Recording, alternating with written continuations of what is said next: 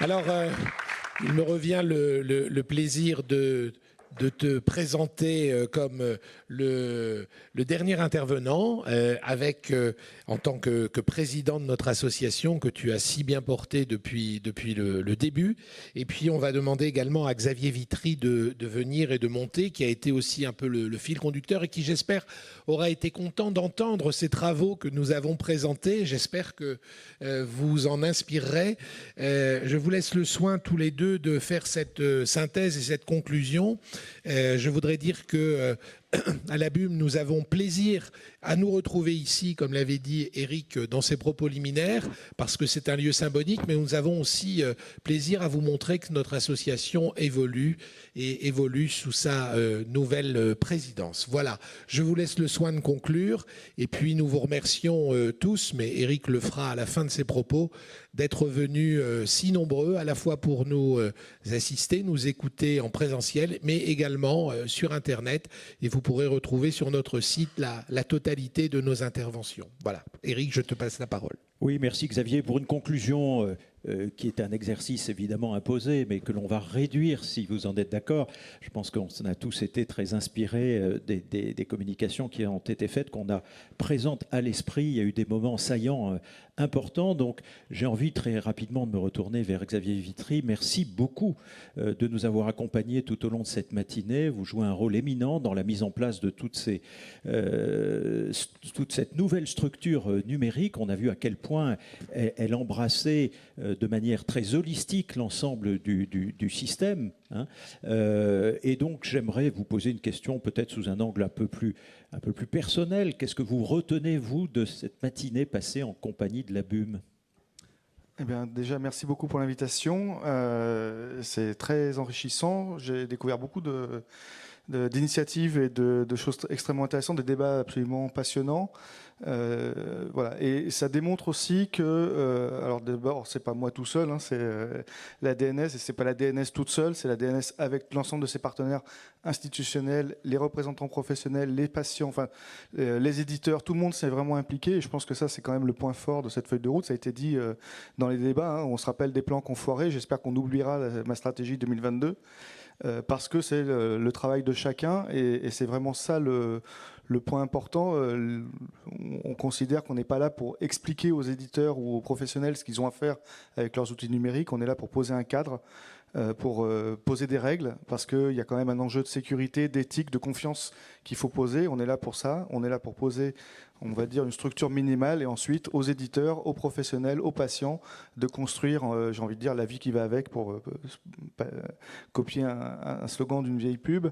Voilà, à vous et à nous d'inventer en tant que citoyens et acteurs du système la vie qui va avec nos systèmes, et à la puissance publique de garantir la sécurité et l'éthique autour de ça.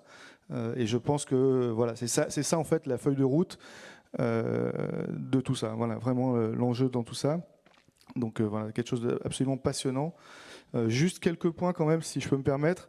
À l'interopérabilité, ça a été longuement évoqué. Je dirais que l'interopérabilité, c'est évidemment entre les logiciels, mais elle est aussi sémantique, c'est-à-dire qu'il faut s'appuyer sur les mêmes référentiels de description, de pathologie, de médicaments.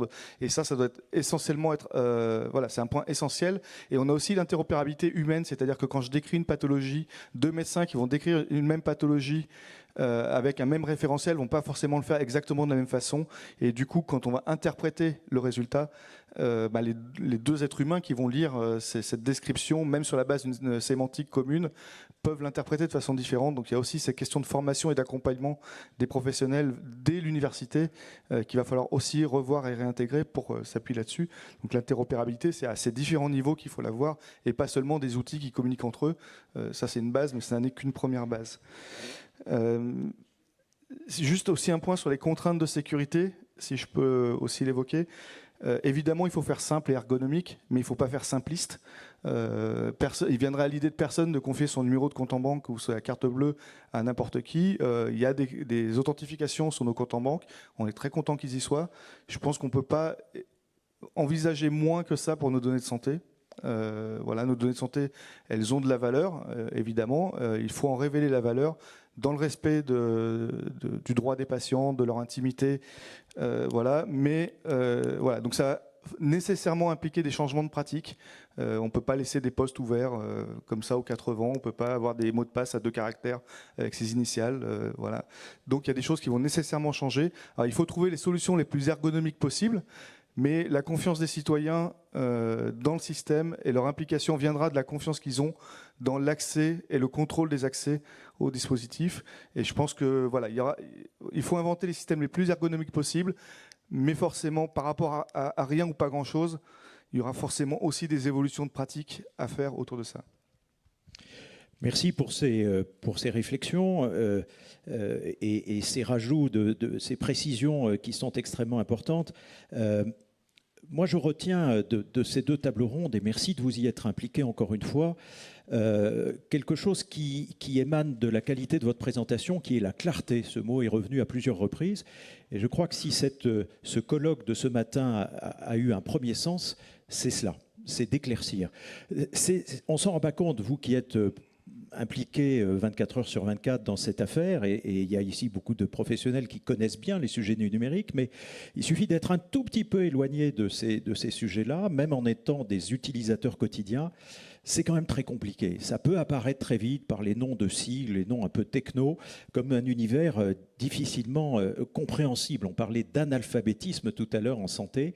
Et donc, l'expérience qui a été cumulative, qui a été une expérience de sédimentation qui est arrivée dans le système de santé, au fond, elle a rendu encore plus complexe ou plus difficile cette appréhension du sens. Mais où veulent-ils en venir? Donc on avait chaque professionnel de santé dans son coin qui bâtissait ses propres systèmes, et certains ont été pionniers. Je regarde nos amis pharmaciens, vous avez fait des choses extraordinairement avancées, les médecins ont tenté des choses aussi, peut-être un peu moins abouties, et puis on voyait plus le sens de tout cela. Et puis il y a eu la maison. Et je crois qu'on retiendra tous la maison présentée le 18 mai au Forum de la BUM.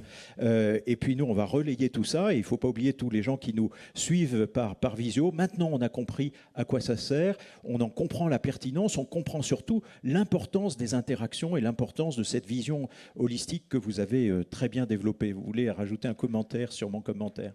Oui, si je peux me permettre, en fait, l'idée, alors la maison, oui, effectivement, elle commence à être un peu redondante, elle est beaucoup présentée. Il y a effectivement un accompagnement énorme à faire auprès des citoyens, des professionnels, des élus. Enfin, vraiment, voilà, on commence au début d'un chemin. L'analphabétisme ou l'électronisme, c'est une réalité. C'est aussi une réalité parmi des gens qui sont a priori à l'aise comme ça avec les outils, mais qui en comprennent pas forcément la finalité, les enjeux de la sécurité, enfin toutes ces questions-là. Sur la question de la maison, j'ai une réflexion un peu récente à vous partager. Je pense que la maison, en fait, là, c'est le pavillon témoin. On a réussi à définir des règles pour construire cette maison, des normes et tout ça. On n'est pas là pour vous dire comment vous allez la décorer, quel meuble vous allez mettre et comment vous allez l'agencer.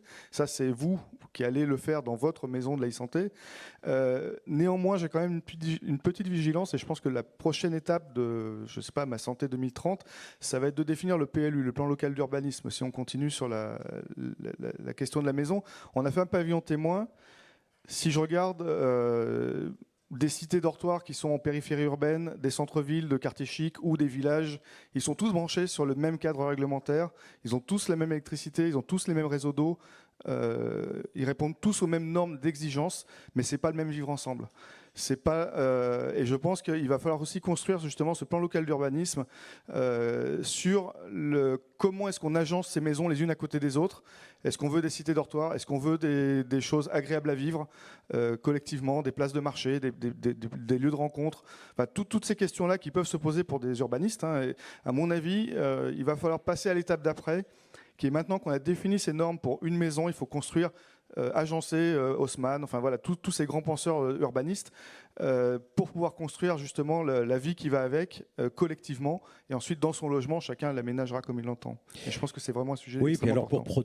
Pour poursuivre sur la métaphore de la maison, il faudra penser au SDF aussi. Il faudra penser à veiller Exactement. À ce que personne ne soit à l'extérieur de la maison. Et là, au niveau de la BUM, nous serons sensibles à cette cause-là. Et une vigilance aussi, si c'est pour construire Matrix, c'est sans moi. C'est-à-dire qu'il y a un moment où le numérique, c'est pas le numérique à tout crin pour s'amuser à faire du...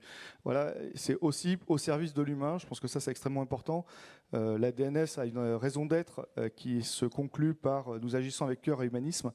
Nous construisons pas des outils numériques au service d'une matrice ou de quelque chose pour se faire plaisir, pour faire du numérique et développer des outils. On le fait au service des humains qui sont dans le système.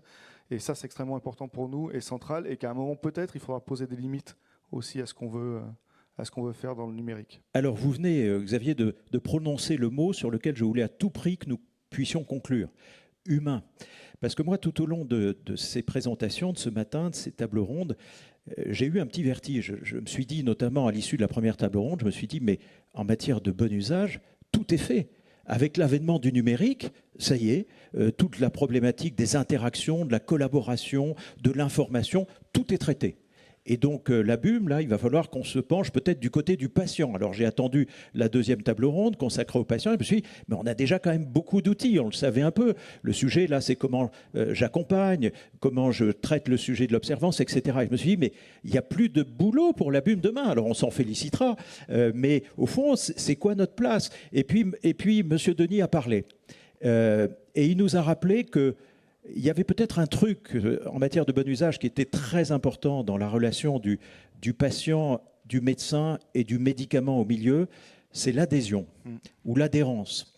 Et moi, je ne crois pas que l'outil numérique puisse tout à fait être efficace dans cette notion-là. Je pense que prendre un traitement, prendre un médicament, c'est vectoriser un certain nombre de sujets qui sont des sujets profonds, qui relèvent de l'humain, d'une relation entre humains. Le médecin est un humain aussi, le patient est un humain. Il y a un filtre complexe dans la relation humaine qui va ensuite déterminer beaucoup de la manière dont on utilise un médicament.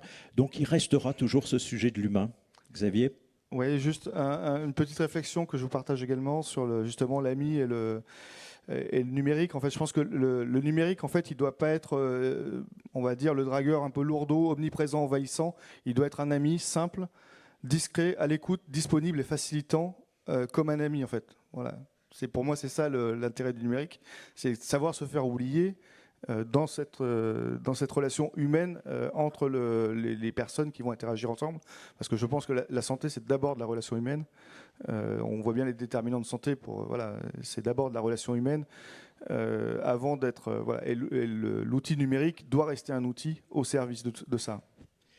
Je ne peux pas rajouter un mot à ce que vous venez de dire. Il faut à tout prix que nous concluions donc ce 5e forum de la BUM qui était consacré au développement du numérique au service du bon usage du médicament. Sur vos paroles, Xavier Vitry, merci infiniment. Merci à tous ceux qui ont permis ce forum. Je vous donne rendez-vous à une prochaine date qui n'est pas encore établie, mais vous allez la suivre maintenant. Vous serez des aficionados, j'en suis sûr, de notre site associationbonusagedumédicament.com.